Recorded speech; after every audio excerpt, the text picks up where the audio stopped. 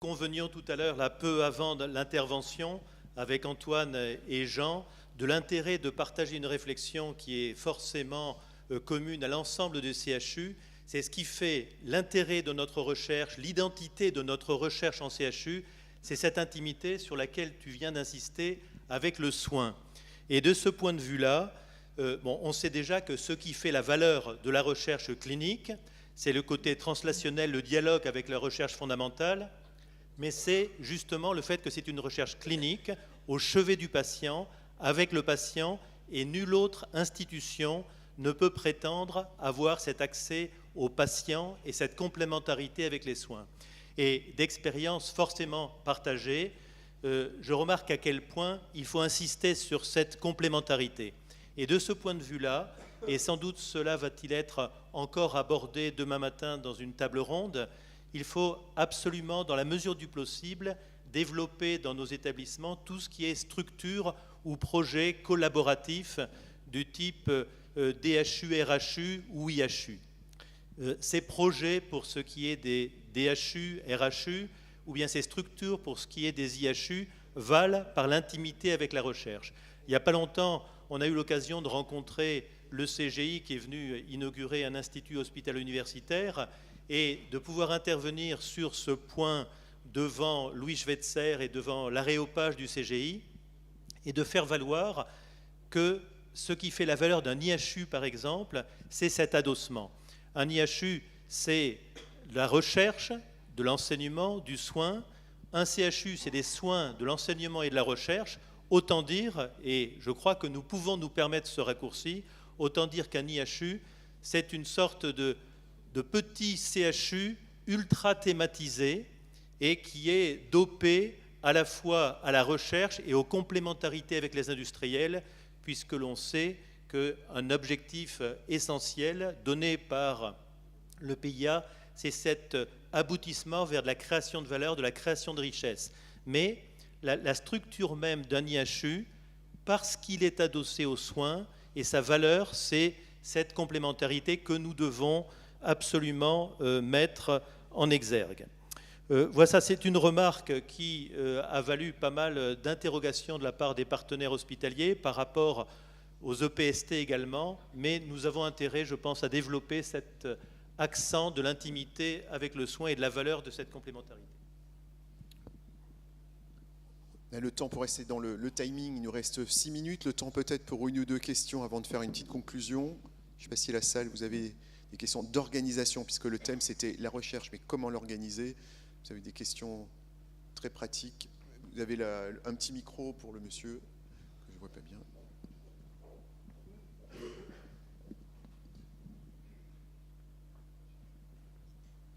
Bonjour, Frédéric Lagarce, PUPH à Angers.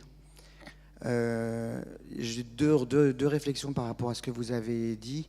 Vous nous avez beaucoup présenté, en fait, par rapport à vos propositions, des choses qui ont trait à la recherche clinique, alors que vous avez bien expliqué dans votre première diapositive que la recherche était fondamentale, translationnelle et clinique. Donc ma première question, c'est comment est-ce que vous allez pouvoir intégrer finalement les EPST plus dans le CHU pour qu'il y ait une partie, en particulier les unités CNRS et INSERM, pour qu'il y ait en fait une relation plus importante entre le fondamental et le clinique pour finalement du coup faire du translationnel. Ça c'est ma première question. Ma deuxième question, c'est plus une réflexion sur les DHU ou les FHU. Quand on fait comme ça, on veut à tout prix atteindre une masse critique, on peut aussi laisser de côté des laboratoires qui sont excellents dans leur domaine, qui peuvent être même des têtes de pont européennes, mais qui comprennent 20, 30 personnes. Et du coup, ils ne sont pas dans le thème du FHU, ils ne sont pas retenus, et eux, petit à petit, ils sont moins visibles après. Oui. Donc il y a aussi un risque à laisser des petits pôles de côté, des petits pôles d'excellence. Donc oui. Deux points différents. Oui, et donc merci pour ces deux points qui sont extrêmement pertinents, et je vous remercie d'avoir noté qu'il me tenait à cœur que la recherche fondamentale soit bien soulignée dans le périmètre de la recherche des établissements hospitaliers. Après, j'ai plus développé sur la recherche clinique parce que quand on parle du territoire, ça va quand même être la recherche clinique, et je pense que c'est vraiment quelque chose qui prime. Mais je reviens sur le fait que effectivement, le développement de la recherche sur les territoires va permettre d'augmenter les cohortes qui peuvent, à un moment donné, servir la recherche translationnelle. Après, le lien avec la recherche fondamentale, donc qui est vraiment la recherche d'amont, effectivement, elle est probablement réservée au CHU et aux chercheurs qui sont dans les CHU.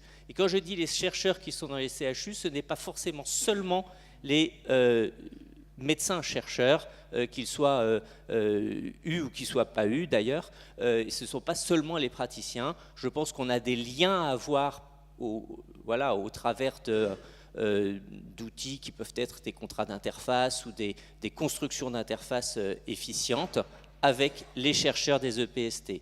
Et ce lien-là à entretenir et à renforcer, je pense qu'il est absolument essentiel. Il n'est pas incongru qu'à un moment donné, il puisse y avoir des chercheurs qui soient à l'intérieur des CHU pour développer leur propre activité de recherche en ayant un œil sur la problématique du soin qu'il ne faut jamais qu'ils perdent de vue.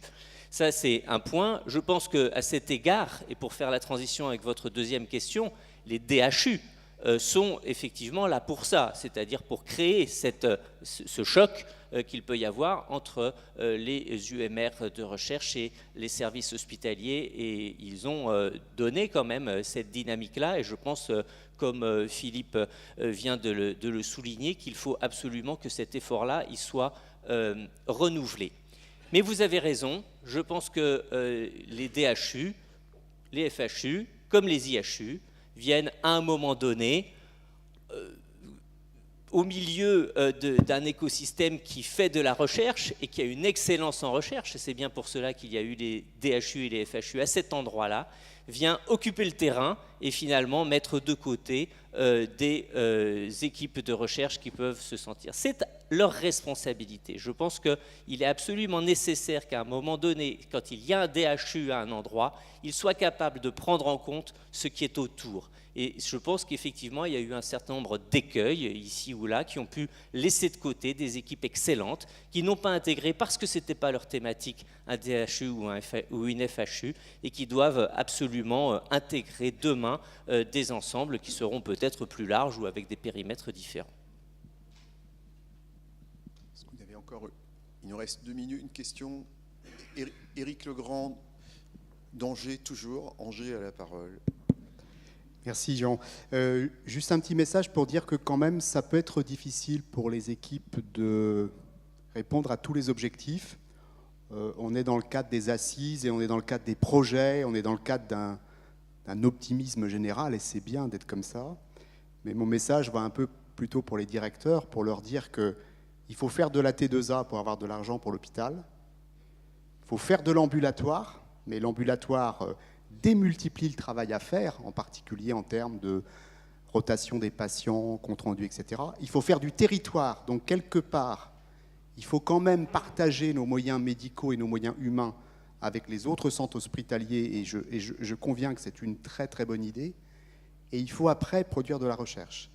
Donc je crois que toutes ces injonctions, en partie contradictoires, expliquent aussi un certain sentiment de malaise qu'on voit chez les jeunes, qu'on a beaucoup de mal à décider, à entrer dans les carrières hospitalières universitaires, et qui nous disent bah, très bien, mais c'est passionnant tout ça. La recherche, on a envie d'en faire. La recherche clinique, on voit bien que c'est les progrès de demain. Mais toutes ces missions que vous nous demandez en si peu de temps, ça va être difficile à concilier dans une vie d'homme ou dans une femme. Bon, je n'ai pas de réponse à la question évidemment, mais je pense quand même qu'il faut que les directeurs de CHU entendent parfois la difficulté de tout bien faire. Je suis tout à fait d'accord, on le comprend, mes collègues et moi-même, bien évidemment, mais la réponse, ce n'est pas les hommes et les femmes, c'est les équipes. Je crois que c'est la seule réponse possible, c'est la réponse qui fait écho à la réforme de 58 d'ailleurs. Ce sont les équipes dans leur ensemble qui devaient déployer les soins, l'enseignement et la recherche, à quoi nous avons rajouté l'innovation, et plus récemment, ces devoirs vis-à-vis des territoires. La seule réponse, elle est collective, et elle est au niveau des équipes hospitalo-universitaires élargies aux équipes de GHT, à toutes ces complémentarités. Mais il y a un moment où on peut avoir un sentiment d'essoufflement, mais les directeurs peuvent parfois le ressentir avec vous. Le message est passé. Ton directeur n'est pas dans la salle, Yann, je ne sais pas où il est, mais je pense qu'on lui transmettra le message, mais je pense qu'il est bien au courant. Donc on va devoir conclure cette session pour justement lui faire plaisir et rester bien dans les temps. Je voulais juste vous dire 3 petits mots en conclusion qui sont des mots forts. Je pense que vous êtes tous conscients maintenant qu'il faut y aller, quoi. C'est le moment. C'est le bon moment pour y aller tous ensemble, parce que les planètes sont alignées. Je crois qu'on a tous compris qu'il faut faire briller la marque recherche hospitalière. Je pense que c'est très clair, on en reparlera demain. Il faut faire briller cette marque recherche. Il y a un point commun que personne ne conteste, c'est le fait qu'il faut faire de la recherche dans nos établissements au profit des patients. Donc si on n'arrive pas à mettre en œuvre quelque chose de concret sur un point aussi commun, c'est qu'on sera en véritable échec dans notre stratégie commune. Donc je pense que le premier point, il faut y aller, c'est le moment. Le deuxième point, il faut y aller ensemble. Je pense qu'on l'a tous dit. L'atelier précédent, c'était stratégie de groupe. C'est incontestable. Vous avez vu ce matin Houston. Quand on voit Houston, ça fait peur. En fait, quand vous voyez la stratégie intégrative de ces grands centres hospitaliers nord-américains, et ce n'est pas que les nord-américains, quand on voit cette stratégie intégrative recherche, soins, formation, au niveau où ils sont présentés, on a intérêt à s'aligner. Et on ne va pas s'aligner simplement en étant un petit CHU de l'Ouest ou de l'Est. On a intérêt à avoir une stratégie de groupe. Ça me paraît obligatoire dans la compétition aujourd'hui. Et la compétition, il faut qu'on soit bien d'accord, même si on fait de la T2A, en matière de recherche, on oublie la T2A. La compétition, c'est les autres, les compétiteurs. Donc on doit s'allier pour être en compétition avec les autres pays européens, etc. C'est ça le véritable enjeu. L'enjeu, ce n'est pas de se battre Bordeaux contre Toulouse ou Strasbourg contre Nancy. Ça, c'est un débat has-been. Donc il faut une stratégie de groupe. La FHF défend ça. Je reprends l'aphorisme de Gérard Vincent, que David a repris certainement, on chasse mieux en meute, et je pense que c'est, en matière de recherche, c'est indispensable. Et le tout dernier point, on ne peut pas y aller sans y aller dans un certain ordre. Je pense qu'il y a une méthodologie, la recherche est une démonstration du rôle de la méthodologie, on doit y aller avec un ordre. Antoine, tu l'as souligné, il y a un ordre par mission et il y a un ordre par coordination. Et donc il faut à la fois mettre les missions au bon niveau, ça c'est le job un peu de l'organisation inter-CHU, et puis il faut y mettre de la coordination parce qu'il y a des grandes stratégies qu'il faut soutenir et développer. Donc il faut une coordination à l'échelle de l'écosystème de territoire, mais aussi, je crois, nationale. En tout cas, c'est ce qu'on essaie de porter, ce que j'essaie de porter, ce qu'Antoine essaie de porter aujourd'hui. Il faut quelqu'un qui arrive à donner le sens du vent pour qu'on puisse aller dans le même sens. Donc voilà les 3 messages. Il faut y aller, c'est le moment, il faut y aller ensemble, et il faut y aller en bon ordre. On en reparlera demain matin pour l'acte 2 sur l'innovation. Vous serez là et on parlera de cet aspect si important pour nos établissements. On va conclure. Je pense que les questions pourront venir demain et on passe la parole à l'atelier suivant. Pascal. Merci beaucoup.